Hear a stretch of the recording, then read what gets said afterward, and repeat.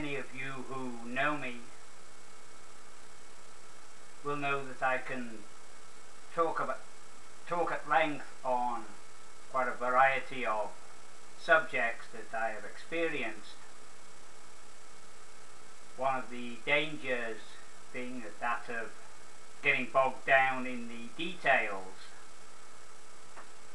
So what I want to do with this video is to talk about kibbutz and start off with the general overview and probably then extend into a second video some more of the details. As I go on, you'll see why I want to make this separation. Over the years I've read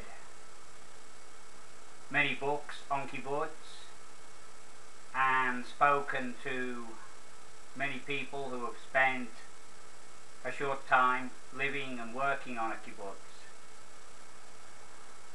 And each time they'll give a very small picture of what kibbutz is, just based on their very limited experience. Now it's all very interesting, but there is a larger picture, and that's what I want to give in order to explain something of what kibbutz is and the history,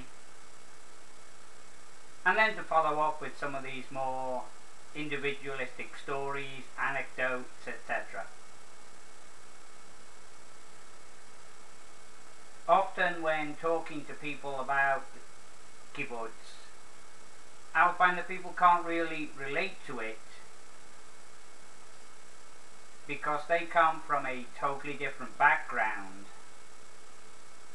and they'll immediately try and transpose their views of life and living onto kibbutz, and so often the how and the why questions don't even either seem relevant, or even when given an answer can't always comprehend how the system works. So let's roll the clock back 100+ years just to get to the background. The century was fresh. People were looking for new beginnings. Lots of different political movements were springing up. Right wing, left wing, middle, you name it. Countries that have been controlled by empires started thinking in terms of independence. Some places great political unrest, others with small murmurings. And within the Jewish world, the new version of Zionism was in full swing. People, instead of giving lip service, were actively seeking out ways of returning to the homeland as workers, not just to go and study or retire. So, in the middle of this mixture, you had people thinking about the return and how they should be returning, what they should be doing. It wasn't just to study in a yeshiva, live in a retirement home, etc.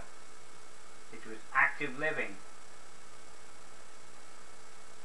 Many had been inspired by the concepts put forward by many others, but Tolstoy was one of the main proponents of the return to the land, the value of human labour. So we find a group of young people inspired by the socialist ideas and modern Zionism, they were allocated land just to the south of the Kinneret.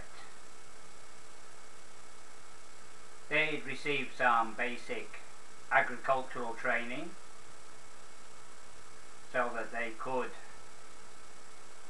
keep themselves alive. They were fired by the aim of Jewish labour. But another very important principle that they adopted was from that of each according to his ability, to each according to their needs. This is a principle that has followed the kibbutz movement all through its life.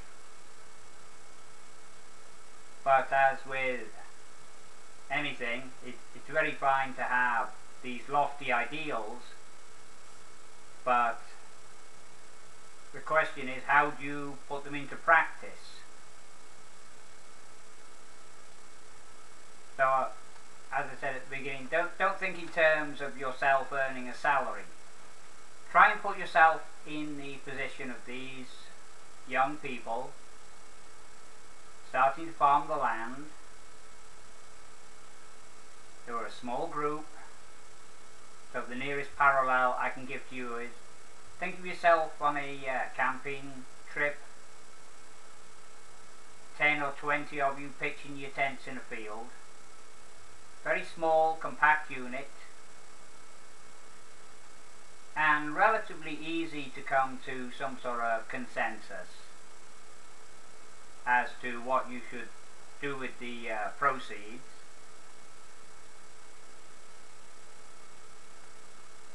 As well as, of course, anything can be done in the short term, so it's very easy to subjugate the individual to the group for this period of time. It's only later on, when individualism comes in, that the debates get even more heated. Can you imagine them at the beginning? There's this land basically laying fallow for 2,000 years. So rocks had to be cleared, enclosures had to be built for the animals, fruit trees had to be planted.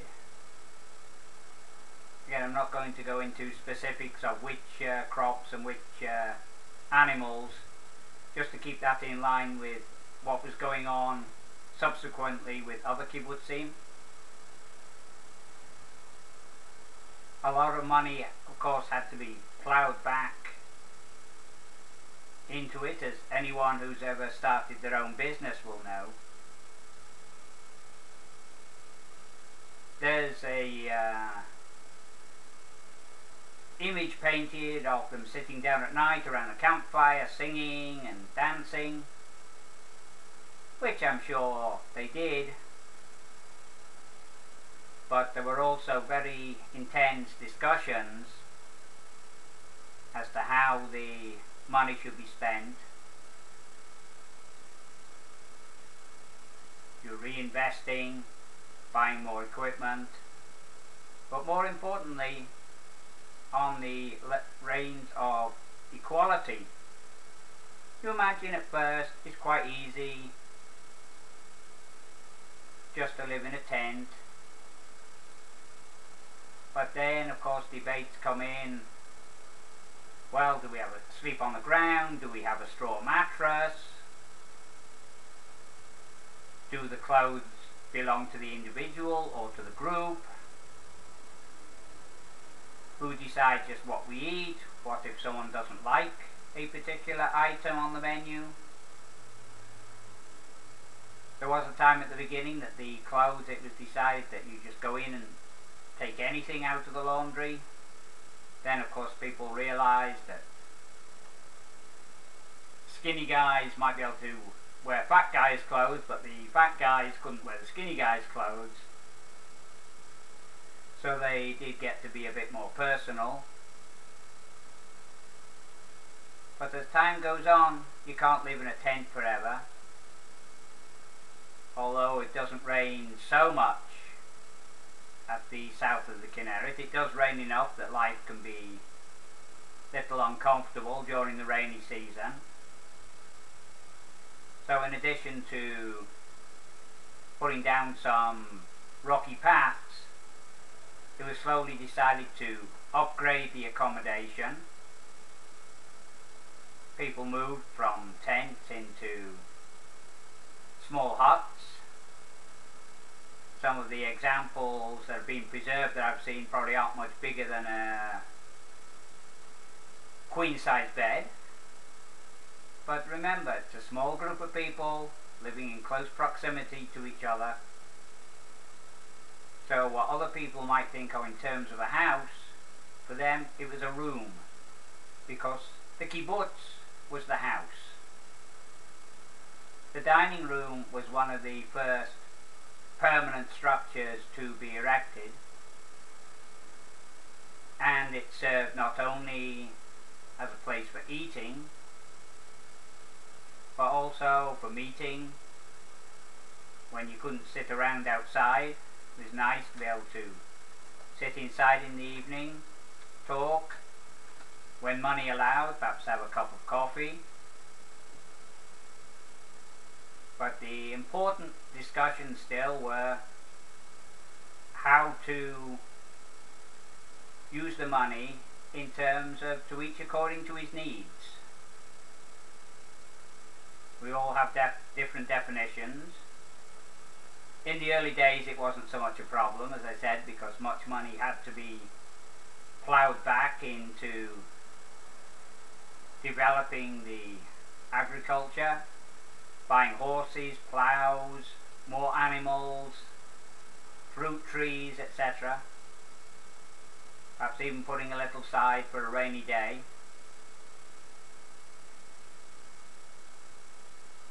But then, as goes the ways of the world, children started to be born. And it was also decided that not only should children have a permanent structure, maybe initially built out of wood, as time went on conditions were improved and they were built out of blocks and cement, but these permanent structures, not only were they a place for the children to sleep, a whole philosophy started to develop on child rearing, child raising, and the children spend pretty much their whole day there, spending perhaps just an hour or two with the parents.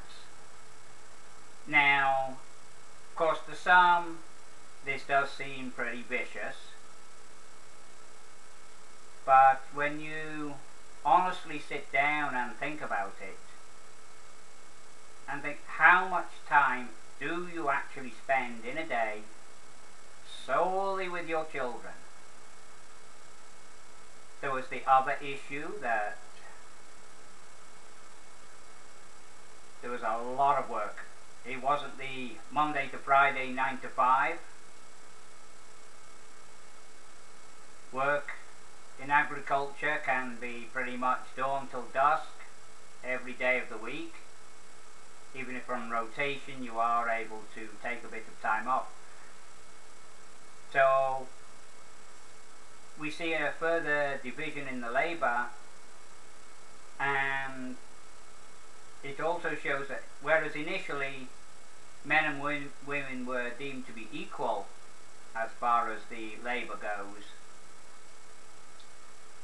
it was very quickly decided that women were going to work in the kitchen and women were going to work with the children.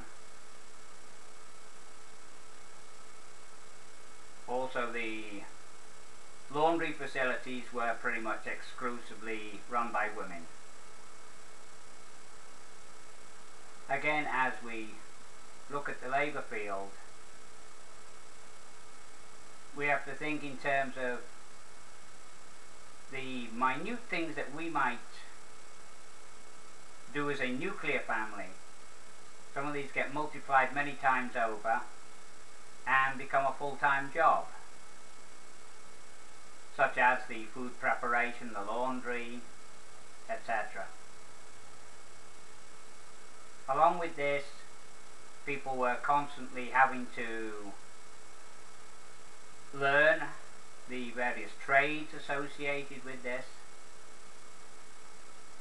At first, there was a lot of muddling through,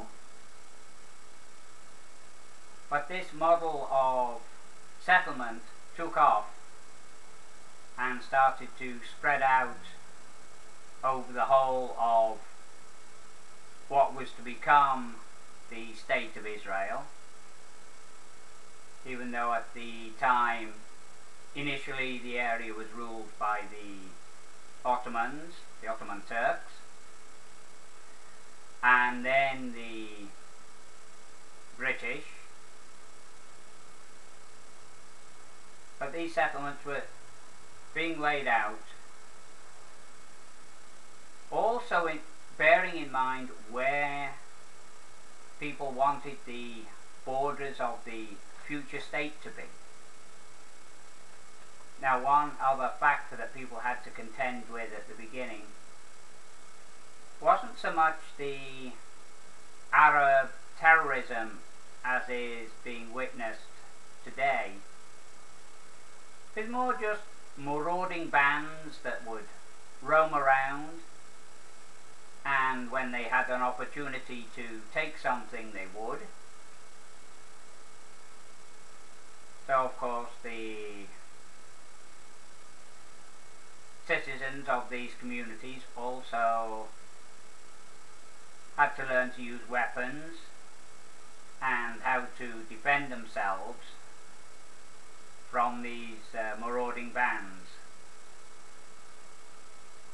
It's not like perhaps you might imagine in a glorified Western movie where the Indians are always attacking and they have to circle the wagons.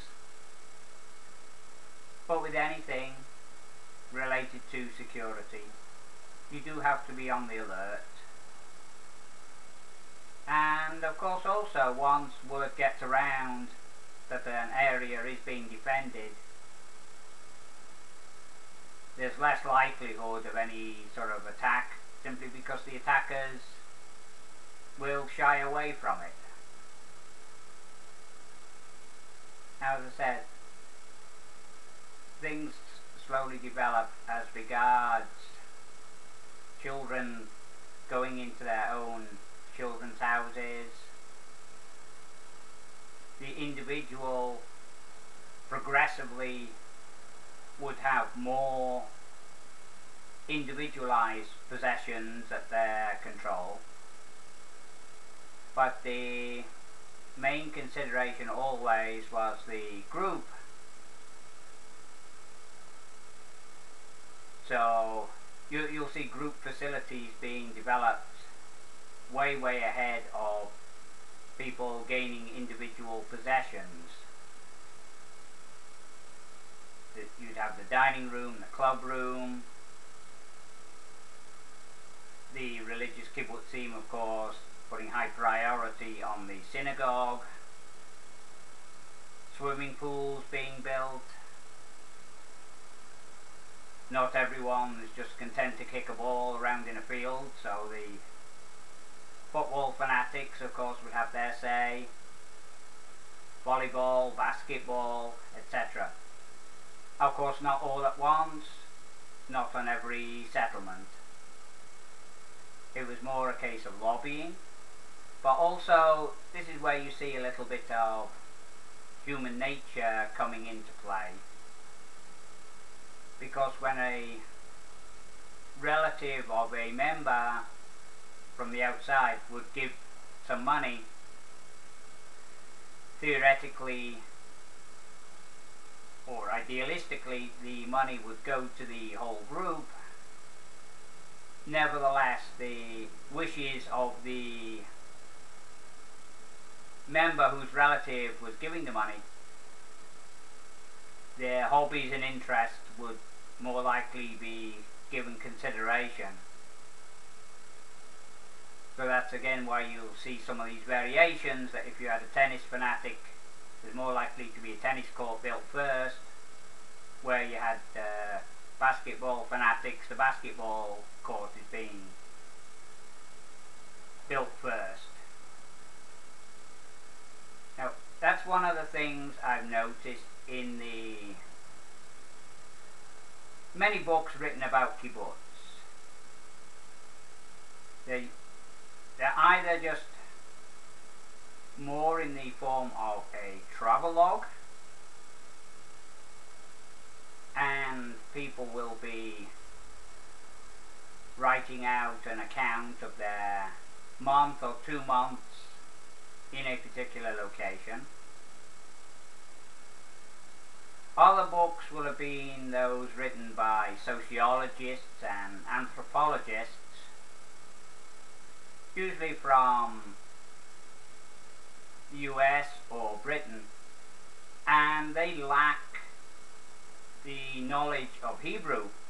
So although they go in well prepared with a whole series of questions that they want answered, they aren't able to get the true feel of what's going on, and as a result won't know which subsequent questions to ask about particular situations.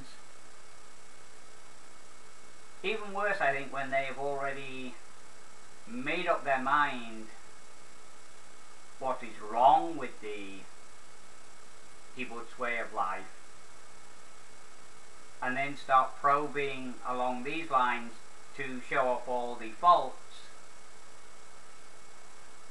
as opposed to seeing why people want that lifestyle for all the many positive reasons that keep them there. And that's also something that you should bear in mind when you read these books. What I want to do with this tape is also to be able to answer questions. But before you pose them, as I said even at the beginning, put yourself in the mindset of people wanting to establish a new way of life, new settlement, new way of making one's income, and a new way of distributing this income. And then perhaps the questions that you ask will be more practical rather than